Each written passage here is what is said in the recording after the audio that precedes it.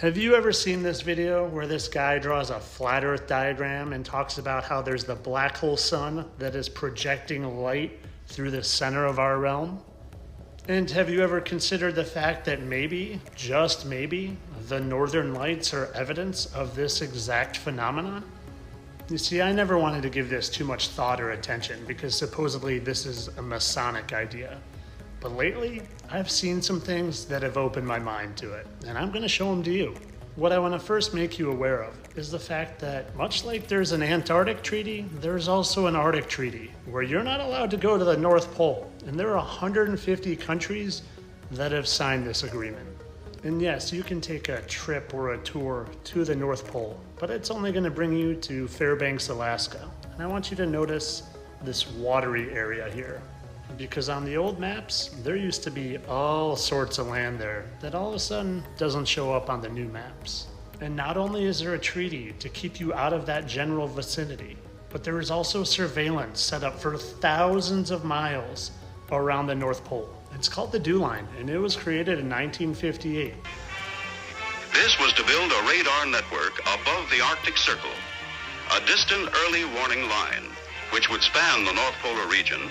You see, they say it's to detect anyone coming across the globe from, say, Russia.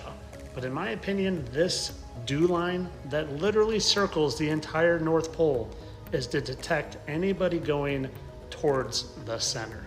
The center where maybe, just maybe, that hole is projecting our reality into the sky. And I'm not insinuating that we're living in a simulation. If anything, it's God's creation and His projection into the sky. But I want to show you evidence now that where we live might be set up very similarly to a planetarium. Because a planetarium is set up where at the center of it, it projects the night sky into a domed screen. A domed screen that looks a lot like this. In fact, this is actually what it looks like.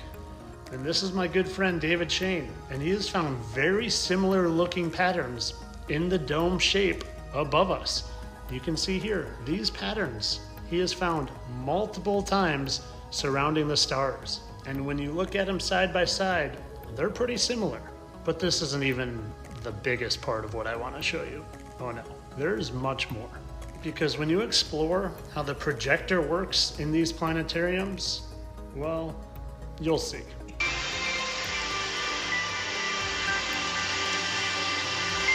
If you've been to a planetarium any time in the last 2 decades, then chances are it didn't use vector graphics or fancy starballs, but instead looked a bit more like this, using digital projectors. Let me show you something really cool.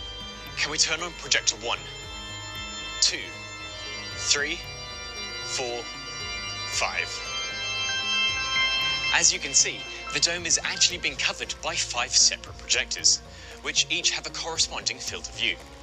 When setting up a planetarium for the first time, the operator needs to carefully align each of these projections so that they blend together seamlessly.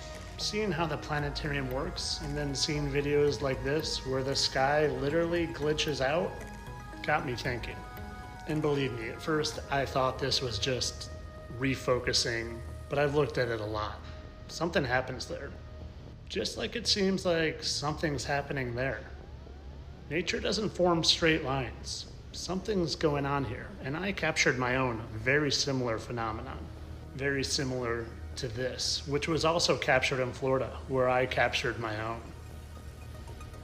You see, this is mine, and I captured this lightning on video, and when I went back, there is something very distinctive happening with that line in the sky. It wasn't until I saw this with my very own eyes from my very own camera that I really started to contemplate this.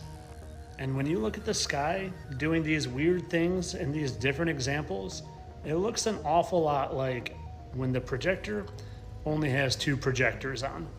And to me, there's no question they are hiding something at the North Pole. A lot of people think it's a giant magnetic mountain. A lot of people think maybe it's the center of our torus field. But I'm starting to think maybe God's projector is coming out from the center of our realm. And maybe, just maybe, sometimes we're able to get a glimpse of that projection up into the night sky. And something else that also makes me extremely open to this idea of our projected reality into the sky are the stars. This is the star Sirius, the dog star. And if you've seen my videos, you know I capture dogs in the stars. There's one there, nose and eyes, nose, two eyes. How is this happening unless there's some sort of projected image coming from the center of our realm? Now, I'm by no means saying we're living in a simulation. I fully believe we are spirits inhabiting these meat suit avatar bodies right now, but maybe our reality is a lot different than even us truthers think. After all, the Bible does say the sun is in the firmament. Maybe the firmament's below us as well as above. And maybe that sun is shining up into the dome we live under and creating the stars and creating the lights that we see in the night sky. Because what do any of us really know for sure? I'll tell you a few things I think I know for sure. 1, there's no curvature to this place we call home. 2, we're not spinning 1,000 miles per hour. And 3, there is a creator to this realm we call Earth. And as long as you know there's a creator to this place, and you don't think you're just some random accident spinning on a globe evolved from monkeys from a big bang billions of years ago, then you're okay in my book. And if you do think you're that, well, you're okay too, but you just have some research to do. And really, no matter what you think this is, chances are you're probably not right. And whether you think it's HAARP or God's throne or some magnetic interaction between the Earth's magnetic field and the sun's rays, whatever it is, it's all speculation. You don't know for sure.